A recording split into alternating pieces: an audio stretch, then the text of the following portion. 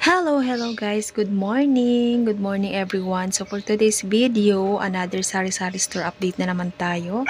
So ngayon nga pala ay Sunday, 9:45 ng umaga, July 12, 2026. Hello everyone. Good morning. So for today's video nga po, ayan yung ating tindahan ngayon guys. Medyo kakatila lang ng ulan. Ilang araw na nag-uulan. Kumusta yung mga bentahan natin sa ating tindahan? Ano ba yung mga mabibentang item sa tindahan? So, dito sa amin guys, update lang ako ulit sa ating mga paninda. So, naubos na po yung aming Lucky Me chicken. At ang beef namin ay ito na lang. Namimili si partner ngayon, kakaalis lang niya. So, ito naman yung ating egg. Kaka-deliver lang yan kahapon. Tapos, sa ating mantika, hindi ako umorder kasi in-order kong mantika ay out of stock daw. Yan na lang. Pero meron pa naman tayong 5 pirasong bote.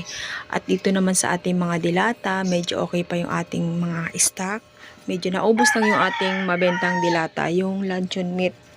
Pero ito po, bago ako mag-start na aking ginagawang video ngayon, umorder na ako sa tindahang tapat. Kasi doon ako umorder ng luncheon meat tsaka ng ibang dilata. Medyo mura kasi sa kanila. So, dito naman sa ating mga diaper guys, ayan, naubos na rin yung ilang piraso. Pero may di-display ako. Ayan, may bumili nga, hindi ko pa naiayos. So, mamaya na lang.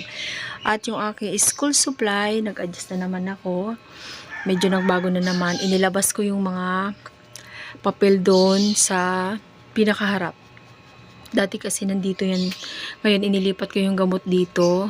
Yung ibang school supply na lang nandyan. Tapos, ayan yung ating sigarilyo. Dati kasi po, doon yan. Ngayon, sabi ko, pasukan naman na ngayon, kaya inilipat ko na dyan para madaling makikita ng mga customer kapag subilip si customer nandyan.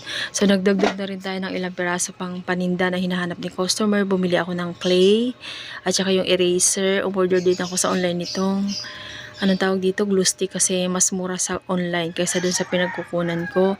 And then, yung mga ballpen, sa susunod, yan naman ang ordering ko kasi mabenta po yung ating mga ballpen ngayon. So, nagdagdag na rin pala ako ng Manila paper, andito. Isi-separate ko pa yan isa-isa kasi magkakasama sa isang balot. Tapos, yung ating yellow, mabenta kagabi kasi may nag-inuman. So, yung ating mga frozen, wala na akong frozen. Bumili si partner ngayon. Kakaalis lang talaga niya guys. Ayan na yung ating frozen. Anong tawag dito? Skinless na lang. Tsaka isang pirasong hotdog. Ang dami naghahanap ng mga frozen. So mamaya meron na tayo ulit niyan. And then, sa mga kape naman, mabenta rin. Pero pinakamabenta pala ngayon guys is noodles, itlog, at ang tuyo natin. Ayan na lang yung aming tuyo guys. 2 piraso na lang. Yung isang balot mo nito is 20. Then sa ating soft drinks, gumagalaw pa rin naman. Pero hindi katulad kapag sobrang mainit yung panahon. Talagang mas gumagalaw yan. Unlike ngayon na medyo maulan. So, ayan guys. Ang hitsura ng ating tindahan ngayon. Okay pa naman yung ating stocks. Ina-adjust ko na lang. Sa ating biscuit, marami pa naman yan. Hindi masyadong mabenta yung ating biscuit ngayon. So, bukas pasok na naman. Bibenta na naman tayo dyan. Dahil magbabaon na naman yung ating mga estudyante. So, dito rin sa ating kabilang istante. At mayroon pa tayong mga stock dito guys ng biskwit. Ayan yung ating mga biskwit, mga candy.